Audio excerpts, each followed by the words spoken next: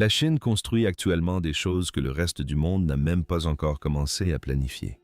On parle d'un train qui se déplace plus vite qu'un avion ne décolle, d'un radiotélescope si vaste qu'il couvre 30 terrains de football et qu'il est à l'écoute de la vie extraterrestre, d'un canal creusé à travers les montagnes, un exploit qui a nécessité 100 ans de tentatives supplémentaires sur Terre, et d'un barrage qui produira plus d'électricité que la consommation annuelle d'un pays entier. Tout cela se réalise simultanément. Alors que la plupart des pays débattent encore de l'opportunité de financer un projet, la Chine l'a déjà mené à bien et passe au suivant. L'écart entre ce que fait la Chine et ce que font les autres pays, c'est précisément le sujet de cette vidéo. Nous allons passer en revue 10 projets de construction qui prouvent que la Chine évolue dans une catégorie à part. Certains d'entre eux vous feront remettre en question vos certitudes. Et lorsque nous arriverons au dernier, vous comprendrez exactement pourquoi les ingénieurs du monde entier suivent de très près ce qui se passe actuellement en Chine. Entrons dans le vif du sujet. Le projet du méga-barrage du siècle, le Yarlung Tangpo. Au Tibet, le Yarlung Tangpo prend sa source dans l'Himalaya et dévale près de 2,0 mètres sur seulement 50 km. Une telle dénivellation est extrêmement rare sur Terre.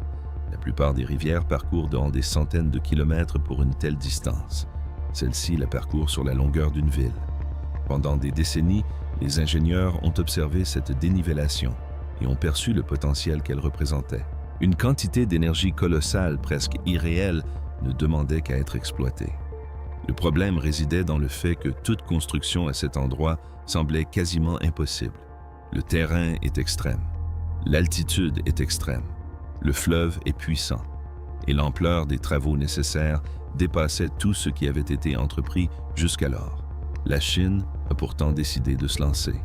En juillet 2025, la construction du méga-barrage de Yarlung Tangpo, également appelée Centrale hydroélectrique de Maidog, a officiellement débuté.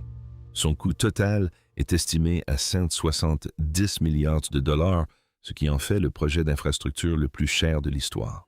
Mais le chiffre qui permet vraiment de se rendre compte de l'ampleur du projet, c'est la production d'énergie. Une fois achevé, ce barrage produira 300 TWh d'électricité par an. Pour se faire une idée, le barrage des Trois Gorges, qui était lui-même le plus grand barrage jamais construit lors de son inauguration et a détenu ce record pendant des années, produit environ 88 TWh par an. Le barrage de Yarlung Tangpo produira près de 3,5 fois cette quantité. Il générera chaque année plus d'électricité que ne le consomme l'ensemble du Royaume-Uni. Et il ne s'agit pas d'un ouvrage isolé. C'est un ensemble de 5 barrages en cascade fonctionnant de concert, exploitant tous cette incroyable chute de 2,0 mètres pour extraire un maximum d'énergie du fleuve. Le premier ministre Liang l'a qualifié de projet du siècle. Ce n'est pas un argument marketing. Les chiffres le confirment. L'électricité produite par ce barrage alimentera des centaines de millions de personnes en énergie propre. Ni charbon, ni gaz, ni émissions, l'eau tombe là où la nature l'a placée. Un exploit d'ingénierie inégalé à ce jour. Si un barrage de cette envergure vous laisse penser que la Chine ne voit les choses en grand que dans le domaine de l'énergie, le projet suivant vous prouvera qu'elle applique la même rigueur à des endroits où la plupart des ingénieurs n'oseraient même pas envisager la construction d'un pont, le pont du canyon de Huajiang, le plus haut du monde. Dans la province du Guangdong, au sud de la Chine, se trouve le canyon de Huajiang. Vu du bord de la rivière en contrebas, ressemble à un mince ruban tant sa profondeur est importante. La chute entre le rebord du canyon et l'eau en contrebas est de 625 mètres. C'est plus haut que l'Empire State Building, presque 2 fois la hauteur de la tour Eiffel, et la Chine a construit un pont pour le franchir. Le pont du canyon de Huajiang est officiellement le plus haut pont du monde. Sa travée principale s'étend sur 1,420 mètres au-dessus du gouffre. Les ouvriers utilisent dans des drones et le système de navigation par satellite chinois Bo pour positionner les câbles avec une précision impossible à atteindre par les méthodes traditionnelles à cette hauteur et à cette échelle. La construction n'a duré que 3 ans. Un pont enjambant un canyon de 625 mètres de profondeur et d'une portée de plus d'un 400 mètres a été achevé en 3 ans. Avant sa construction, traverser le canyon par la route prenait environ 4 heures. Il fallait auparavant descendre en voiture, traverser en bas, puis remonter. Ce trajet de 4 heures ne prend plus que 4 minutes. De 4 heures à 4 minutes. Ce n'est pas une simple amélioration, c'est une transformation radicale du mode de vie et des déplacements des habitants de cette région. Le pont du canyon de Huazhang est désormais ouvert au public et est rapidement devenu l'un des sites d'ingénierie les plus visités de Chine. Les visiteurs viennent non seulement pour le traverser, mais aussi pour s'y tenir et contempler l'endroit où ils devaient auparavant passer en voiture. Et si l'idée de traverser une rivière à 600 mètres d'altitude vous paraît extrême, le projet suivant s'est attaqué à un défi encore plus imprévisible, le grand large. Le pont Hong Kong-Zhuhai-Macao, le plus long pont maritime du monde. Les ponts sur l'eau sont courants. Courts, moyens et même assez longs, il en existe partout dans le monde. Mais le pont Hong Kong-Zhuhai-Macao n'est pas un pont au-dessus d'eau calme et peu profonde. Il traverse le delta de la rivière des Perles, l'une des voies de navigation les plus fréquentées d'Asie, où d'immenses cargos circulent jour et nuit.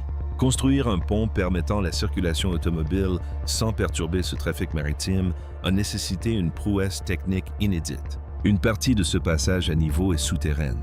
Des ingénieurs ont construit un tunnel sous-marin qui plonge sous la surface de la mer afin que les navires puissent le franchir sans obstacle. Pour créer des points d'entrée et de sortie pour ce tunnel en plein océan, ils ont construit de toutes pièces 2 îles artificielles en pleine mer avant même de pouvoir entamer toute autre construction. La traversée s'étend sur 55,5 km, ce qui en fait le plus long système de ponts et de tunnels maritimes jamais construit. Les sections du pont sont si longues qu'on peut apercevoir la courbure de la Terre en le traversant.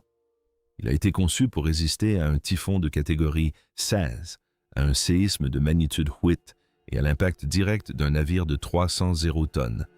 Ce sont des marges considérables. Il s'agit d'une structure construite pour résister à presque toutes les intempéries et rester debout pendant 120 ans. Le temps de trajet entre Hong Kong et Zhuhai est passé de plus de 3 heures par la route à environ 40 minutes. Pour 2 villes séparées par la mer, une telle liaison change radicalement le commerce, le tourisme et la vie quotidienne. Construire une route au-dessus de l'océan est déjà un exploit remarquable. Mais le projet suivant est encore plus extrême. Non pas l'océan ni un canyon, mais une chaîne de montagnes qui tente activement d'empêcher toute construction. Le chemin de fer du Sichuan-Tibet, le chemin de fer impossible. Il existe sur Terre des endroits où la nature manifeste clairement que l'homme n'est pas censé y construire. La bande de terre située entre la province du Sichuan et Lhasa au Tibet est l'un de ces endroits. Le parcours se situe à plus de 3,0 mètres d'altitude sur la majeure partie du trajet.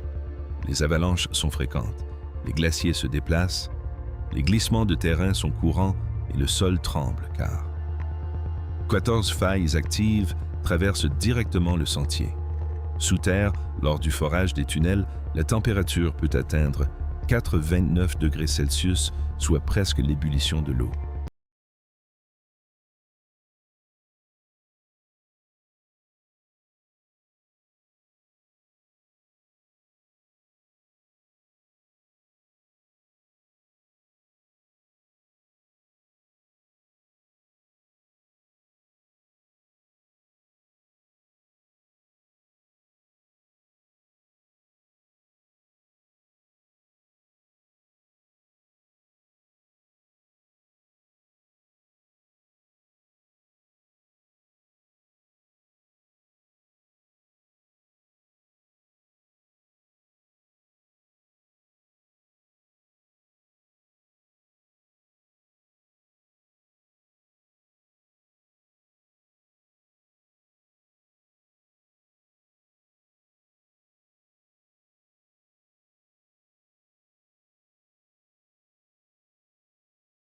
Le forage à travers cette roche est non seulement difficile, mais aussi dangereux d'une manière que la construction de tunnels classiques ne présente jamais. La Chine y construit une voie ferrée. Le chemin de fer Sichuan-Tibet s'étend sur près de 2 km. Sur un seul tronçon, les ingénieurs ont dû construire 47 tunnels et 121 ponts. 90% du tracé se situe à plus de 3,0 mètres d'altitude. Les ouvriers y rencontrent des difficultés respiratoires. Des machines spécialisées ont dû être conçues sur mesure pour fonctionner dans le froid et l'air raréfié. Aucun pays n'avait encore entrepris un projet ferroviaire dans de telles conditions. Non pas par manque d'idées, mais parce que la communauté des ingénieurs l'a jugé techniquement impossible pendant des décennies. La Chine a pris en compte cette évaluation et a malgré tout entrepris la construction. Une fois cette ligne ferroviaire achevée, l'une des régions les plus reculées de la planète sera reliée au reste du pays en un temps record. Un trajet qui prend actuellement des jours ne prendra plus que quelques heures. Le chemin de fer Sichuan-Tibet est un projet qui se poursuit malgré toutes les raisons de l'arrêter. Aussi, impressionnant soit-il, il s'avère que la construction d'une voie ferrée à travers le terrain le plus difficile de la planète n'est même pas la réalisation la plus extrême de la Chine en matière de barrage. Ce titre revient à la suite le barrage de Shuangjianguo, le plus haut barrage du monde. Imaginez un immeuble de 5 étages. Non pas un bâtiment large avec de nombreux étages répartis sur une vaste superficie, mais une tour verticale de 5 étages qui s'élève vers le ciel. Imaginez maintenant cette structure entière formant un barrage retenant un fleuve qui, s'il cédait, inonderait tout en aval. Voilà ce qu'est le barrage de Shuangjianguo dans la province du Sichuan. Culminant à 315 mètres, ce barrage est le plus haut jamais construit au monde. Le précédent record était détenu par le barrage de Nurk au Tadjikistan qui mesurait 300 mètres. La Chine ne s'est pas contentée d'égaler ce record, elle l'a surpassé, et ce dans l'une des régions les plus sismiques du pays. Le Sichuan est situé sur des failles sismiques. Ici, les tremblements de terre ne sont pas de simples risques hypothétiques, ils sont bien réels. Le grand séisme du Sichuan de 2008 d'une magnitude de 8 a fait près de 70 victimes. Construire un barrage de 315 mètres dans cette région impliquait de le concevoir pour résister à des forces susceptibles de le faire s'effondrer à tout moment.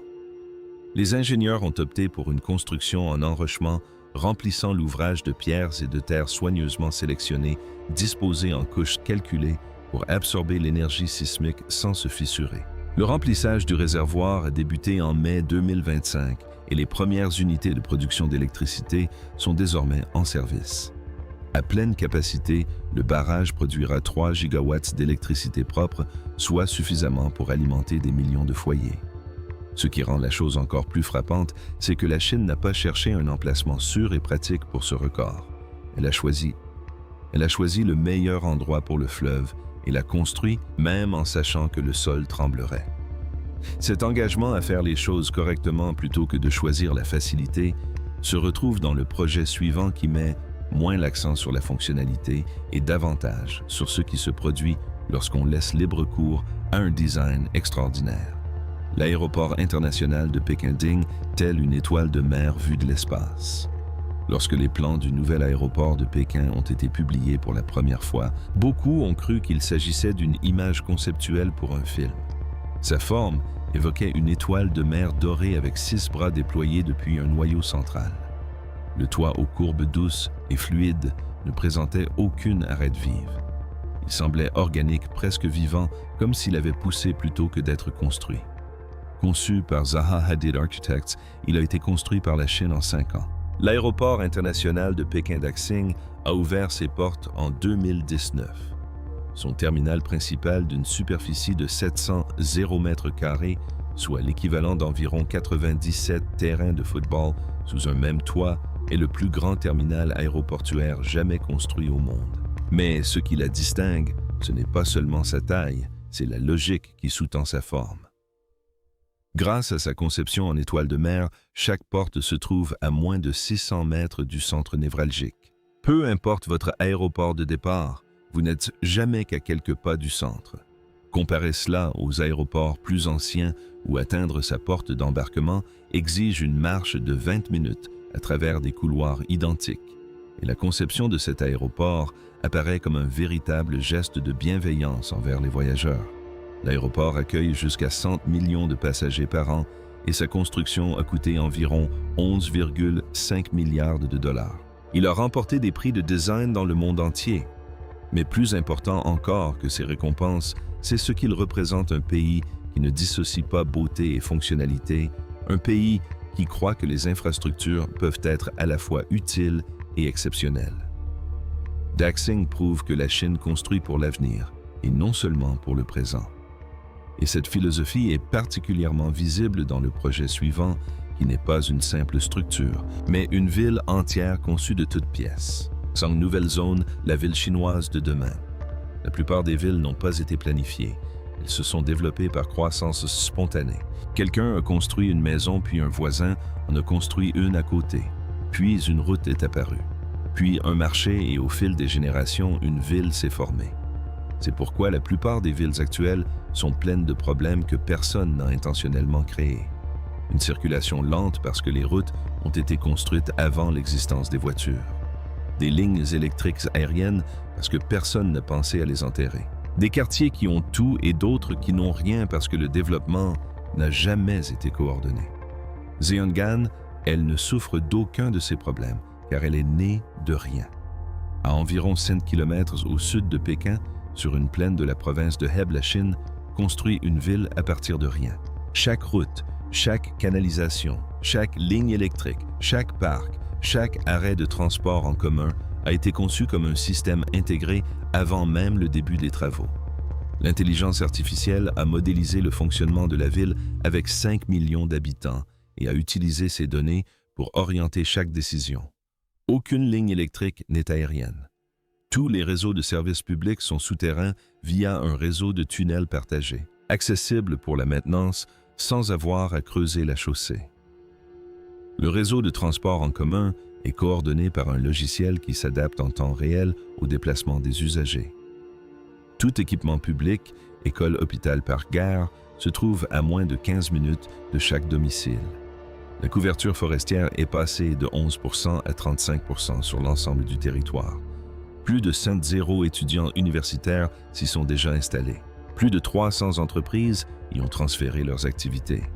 La ville n'est pas encore achevée, mais elle est déjà habitée. Et ce que ses habitants découvrent, c'est une vie urbaine véritablement unique au monde. Jong-un est la réponse à la question que se posent les urbanistes depuis des décennies. À quoi ressemblerait une ville si on la construisait en connaissant tout ce que nous savons aujourd'hui, tandis que Zhejiang s'intéresse à la façon dont les gens vivent le projet suivant, se tourne vers l'extérieur plus loin que tout ce que les humains ont jamais pu voir ou entendre jusqu'ici. Le radiotélescope rapide, Aile du ciel chinois. Dans une cuvette naturelle au cœur des montagnes de la province de Guizhou, la Chine a construit le plus grand télescope jamais pointé vers l'univers. Ce télescope sphérique de 500 mètres d'ouverture, connu sous le nom de Aile du ciel chinois, mesure exactement 500 mètres de diamètre, soit l'équivalent de 30 terrains de football mis bout à bout. Il est installé dans une vallée façonnée par la nature au fil de millions d'années, une cuvette qui offre un abri idéal à une structure de cette taille. Son plus proche concurrent était l'observatoire d'Arecibo à Porto Rico d'un diamètre de 300 mètres. Arecibo s'est effondré en 2020. Il n'existe actuellement aucun autre télescope sur Terre de la même catégorie que Aile du ciel chinois. Que fait-il exactement? Il écoute. Il capte les signaux radio provenant de l'espace. Des ondes d'énergie voyageant sur des distances inimaginables, émises par des objets si lointains que ces signaux ont été laissés avant même l'apparition de la vie complexe sur Terre. Depuis sa mise en service, le télescope FAST a découvert plus de 1 pulsar. Ces étoiles en rotation émettent des impulsions d'énergie à la manière d'un phare dans l'espace. Leur détection aide les scientifiques à comprendre la structure de l'univers à un niveau jusqu'alors inaccessible. Mais FAST captive l'imagination. Pour une autre raison, il recherche également des signaux provenant d'autres civilisations. Si une vie intelligente existe quelque part dans l'univers et émet un signal détectable, FAST est l'outil le plus puissant jamais conçu par l'humanité pour l'entendre. Un télescope unique installé dans une vallée montagneuse, capable d'écouter l'univers tout entier. Et si cela ne suffit pas à vous intriguer, le prochain projet ramènera ces données sur Terre, plus précisément sur un réseau ferroviaire dont la vitesse dépasse celle du décollage de la plupart des avions. CR450, Fusion Train à grande vitesse, la fusée terrestre. Un Boeing 737 décolle de la piste à environ 280 km/h. À cette vitesse, les roues quittent le sol et l'avion prend son envol. C'est l'un des moments les plus impressionnants du voyage quotidien, la sensation d'une machine imposante franchissant la frontière entre la route et l'air. Le train chinois C Air 450 a atteint 453 km/h lors d'essais au sol sur rails. Cette vitesse n'est pas qu'un simple chiffre, elle représente une vision totalement nouvelle du transport terrestre. Le CR 450 est conçu pour une vitesse de croisière de 400 km/h sur le réseau ferroviaire à grande vitesse chinois existant. Une fois pleinement opérationnel, un trajet de Pékin à Shanghai, soit plus de 0 km, durera environ 2h30. Le même trajet en voiture prend plus de 10 heures.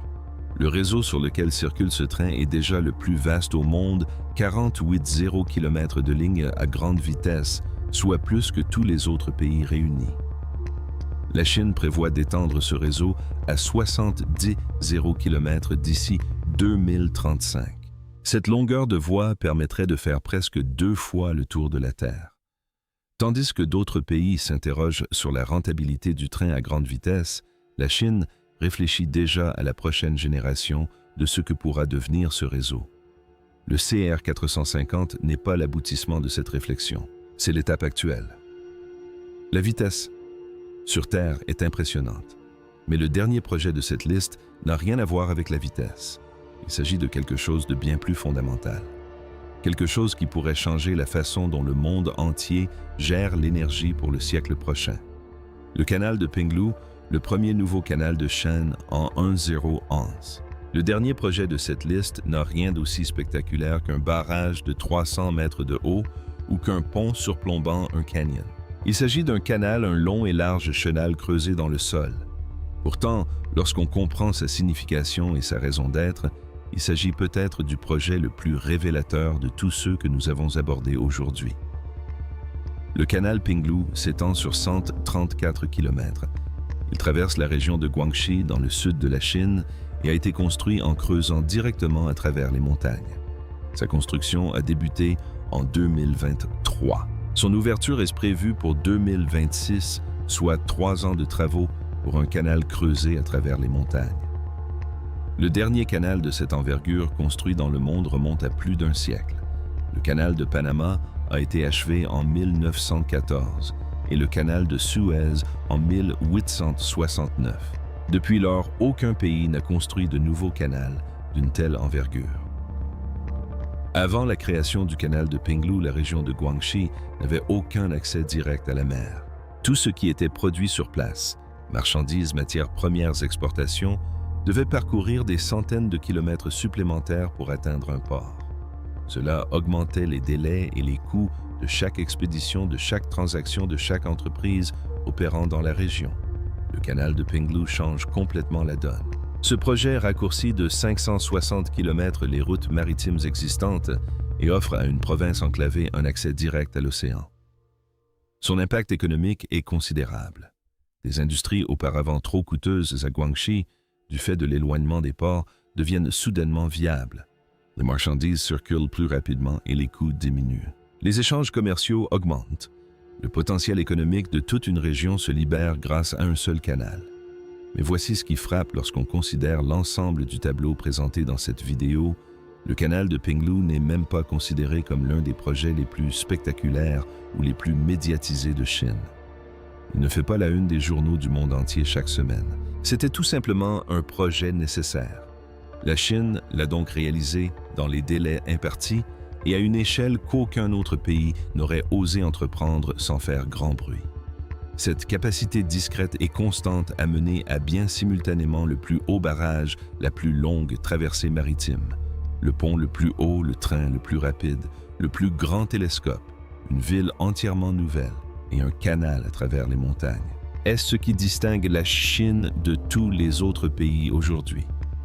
Il ne s'agit pas d'un projet isolé, mais d'une stratégie. Une fois le schéma repéré, impossible de l'ignorer.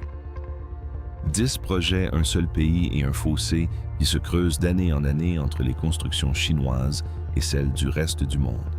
Si cette vidéo vous a interpellé, n'hésitez pas à liker et à vous abonner pour ne rien manquer de nos prochains sujets.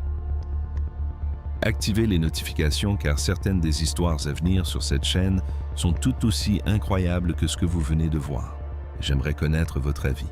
Parmi tous les projets abordés aujourd'hui, lequel vous a le plus surpris? Partagez votre avis dans les commentaires ci-dessous.